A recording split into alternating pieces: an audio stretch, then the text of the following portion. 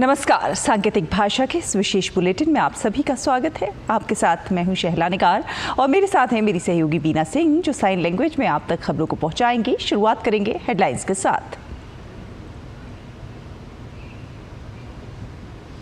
हरियाणा में आज थमेगा, आज शाम थम जाएगा चुनावी प्रचार। भाजपा के कई नेता आज करेंगे प्रचार। नूह में राहुल गांधी की रैली आज। गृह मंत्री अमित शाह का आज गुजरात दौरा। 447 करोड़ रुपए की विकास परियोजनाओं की करेंगे शुरुआत।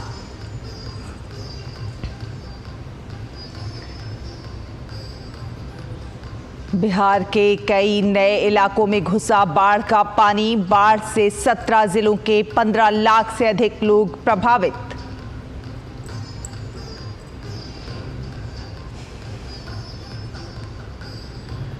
महिला T20 क्रिकेट विश्व कप दुबई में आज से बांग्लादेश, स्कॉटलैंड और पाकिस्तान, श्रीलंका के बीच होगा मैच।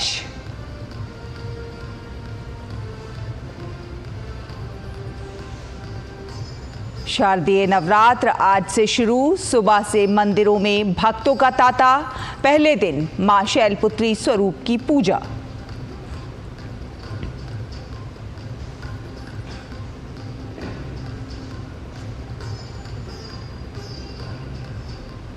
और आइए अब खबरों को देखते हैं विस्तार से। हरियाणा में चुनाव प्रचार का आज अंतिम दिन है। सभी प्रमुख दलों के नेता जी जान से प्रचार में जुटे हुए हैं और जनसभाएं कर रहे हैं। चुनाव प्रचार को लेकर भाजपा के केंद्रीय नेताओं सहित कई राज्यों के मुख्यमंत्रियों और दिग्गज नेताओं ने हरियाणा में ताबड़तोड़ रैलियां की हैं।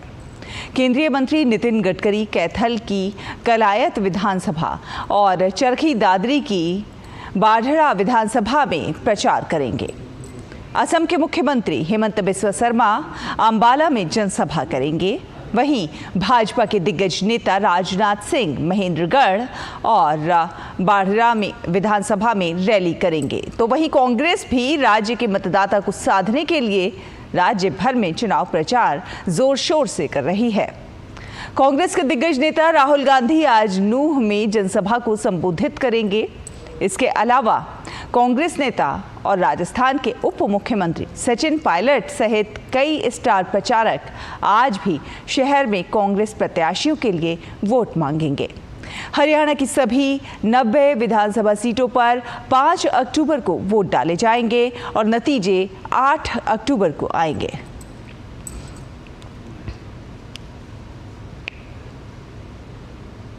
केंद्रीय गृह एवं सहकारिता मंत्री अमित शाह आज गुजरात के दौरे पर रहेंगे। इस दौरान वो कई परियोजनाओं की शुरुआत करेंगे और नवरात्रि पर गरबा कार्यक्रमों में भाग लेंगे। सबसे पहले केंद्रीय गृह मंत्री गांधीनगर संसदीय क्षेत्र के अंतर्गत अहमदाबाद शहर के चाणक्यपुरी इलाके में एक स्वास्थ्य जांच शिविर का उद्घाटन करेंगे। उसके बाद स्वस्थ लोकसभा अभियान के तहत गांधीनगर में स्वास्थ्य जांच शिविर का उद्घाटन करेंगे।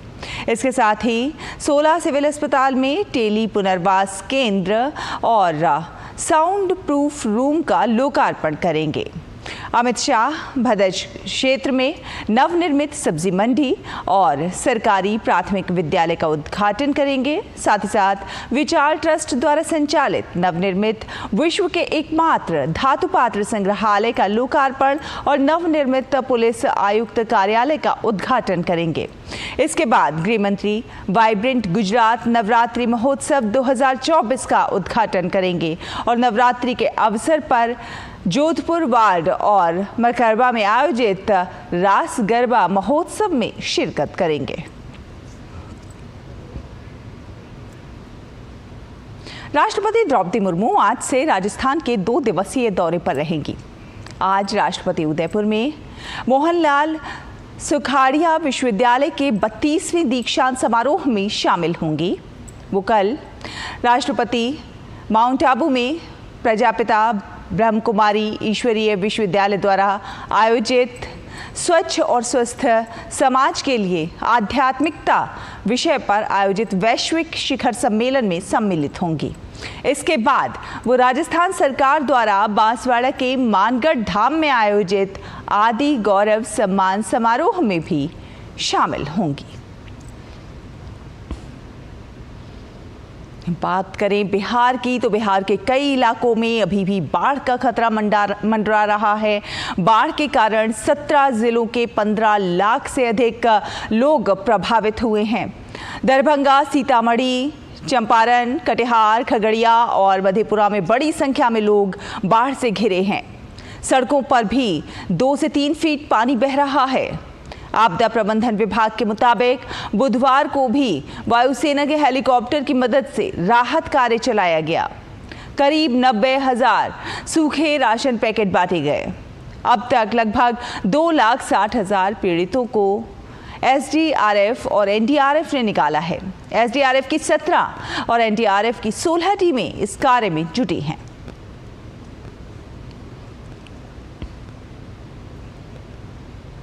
अंतर्राष्ट्रीय खबरों का रुख करें तो लेबनान में इजराइल ने आज तड़के ताज़ा हमले किए हैं। ताज़ा हमले में इजराइल ने लेबनान की राजधानी बेरूत में 3 मिसाइल दागे। साथ ही साथ राजधानी बेरूत में आज सुबह जोरदार धमाके की आवाज़ सुनाई दी। सुरक्षा सूत्रों के अनुसार मध्य बेरूत के बचौरा इलाके में एक इमारत को निशाना बनाया गया, जो कि संसद के काफ़ी करीब थी। इजराइल ने कहा कि उसने लक्ष्य बनाकर हमला किया है। 3 मिसाइलों से बेरूत के दाहिए इलाके को निशाना बनाया गया। इसी इलाके में पिछले सप्ताह हिजबुल्लाह के नेता हसन नसरुल्लाह की इजरायली हमले में मौत हुई थी। लेबनान में आतंकवादी ढांचा नष्ट करने के इजरायली सैन्य अभियान आरंभ होने के एक दिन बाद इजरायली सेना ने कल दक्षिणी लेबनान में हिजबुल्लाह के साथ संघर्ष में अपने 8 सैनिकों के मारे जाने की पुष्टि की है। इजराइल के प्रधानमंत्री बेंजामिन नेतन्याहू ने अपने 8 सैनिकों की मृत्यु पर संवेदना व्यक्त करते हुए कहा है कि हमें नष्ट करने के इरादे वाले ईरान के दुष्टों की धुरी के विरुद्ध कठिन युद्ध लड़ा जा रहा है। लेबनान में हिजबुल्लाह के प्रभाव वाले दक्षिणी इलाके पर इजरायली सेना की कार्रवाई और ईरान के इजराइल पर मिसाइल हमले से पश्चिम एशिया में तनाव बढ़ गया है। ईरान के मिसाइल के बाद इजराइल भी बड़ा पलटवार करने की सोच रहा है। अनुमान लगाया जा रहा है कि इजराइल ईरान के परमाणु स्थलों को निशाना बना सकता है।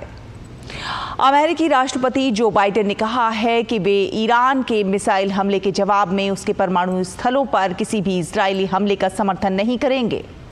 बाइडेन ने कहा कि ईरान पर और अधिक प्रतिबंध लगाए जाएंगे और वो जल्द ही नेतन्याहू से बात करेंगे। इस बीच इजराइल के पीएम नेतन्याहू ने लोगों को यहूदी नववर्ष की शुभकामनाएं दी और बोले कि ये पूर्ण विजय का वर्ष होगा। एक्स पर एक पोस्ट में नेतन्याहू ने कहा कि ये पूरी तरह से जीत का साल होगा। इजराइल के लोगों को नया साल मुबारक। इजराइल यहूदी नववर्ष के मौके पर कई मोर्चों पर एक साथ लड़ाई लड़ रहा है। ऐसे में नेतन्याहू ने कहा है कि इजराइल के लिए ये साल पूर्ण विजय का होगा। और बात करें खेलों की तो आईसीसी 9वां महिला T20 विश्व कप आज से संयुक्त अरब अमीरात के शारजाह में शुरू होगा। पहला मुकाबला बांग्लादेश और स्कॉटलैंड के बीच होगा, तो वहीं दूसरा मुकाबला पाकिस्तान और श्रीलंका के बीच होगा। पहले इस टूर्नामेंट का आयोजन बांग्लादेश में होना था, लेकिन वहां पर राजनीतिक अशांति के कारण आईसीसी ने इसे संयुक्त अरब अमीरात में स्थानांतरित कर दिया था। मां दुर्गा की उपासना का 9 दिनों का शारदीय नवरात्र पर्व आज शुरू हो गया है। आज सवेरे से ही मां दुर्गा की पूजा के लिए मंदिरों में श्रद्धालुओं का तांता लगा हुआ है। नवरात्र के पहले दिन देवी दुर्गा की शैलपुत्री के रूप में पूजा की जाती है। शैलपुत्री की आराधना के साथ साथ कलश अथवा घट की स्थापना भी की जाती है। इसके साथ ही पूरे 9 दिनों तक अखंड दीपक जलाया जाता है। नवरात्र भारत में सबसे जीवंत और व्यापक रूप से मनाए जाने वाले त्योहारों में से एक है, जो देवी दुर्गा के 9 अवतारों को समर्पित है।